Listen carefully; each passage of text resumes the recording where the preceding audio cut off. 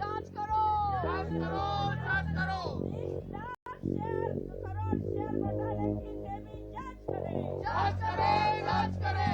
20 lakh share crore की जांच करे, जांच करे, जांच करे। सेबी वालों होश में आओ, होश में आओ। Is that the agencies which, because of which the 30 lakh crores have been lost by the common man, the same agencies are working for FII, Foreign Institute of Investors.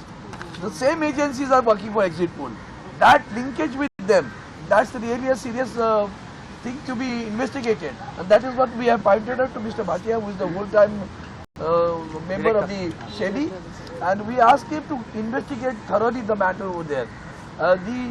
He has taken the name of the Honorable Prime Minister and Honorable Home Minister too. The very reason is that both these Honorable Ministers have appealed to the country to invest their money in the stock market so that they are going to get a huge profit on 4th of June. And because of exit poll, there was a spurt in the market. And the next day, on 4th June, when the result came, there is a crash in the market. Who lost it? The loss is incurred by a common man, not by big people. That is what the matter is concerned for us. And therefore, we have asked for a detailed investigation with the SEBI. SEBI is a residuary, as he has rightly pointed out, powers to them. They can do the investigation. Honorable Supreme Court has also asked the SEBI to investigate the matter. And now let us expect the investigation.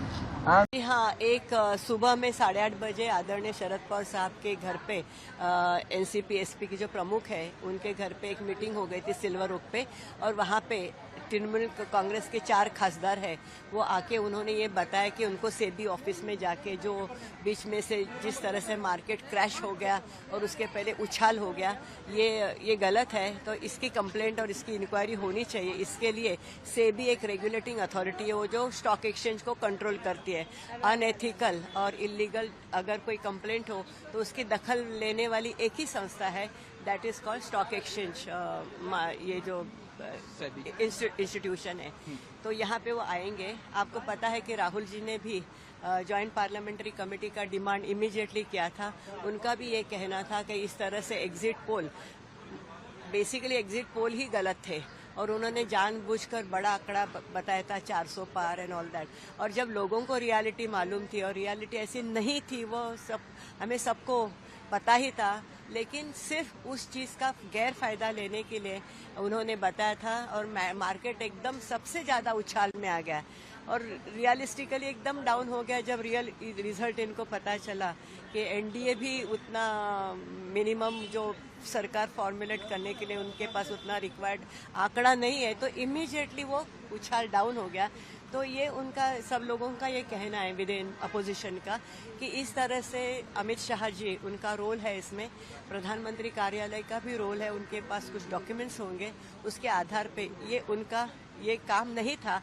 और इस तरह से धांधली निर्माण करना, गलत exit poll देना government का काम नहीं है। ये सिर्फ स्टॉक एक्सचेंज, उसमें जो लोग इन्वेस्टर्स है और नॉर्मल लोग हैं उनका ये काम है।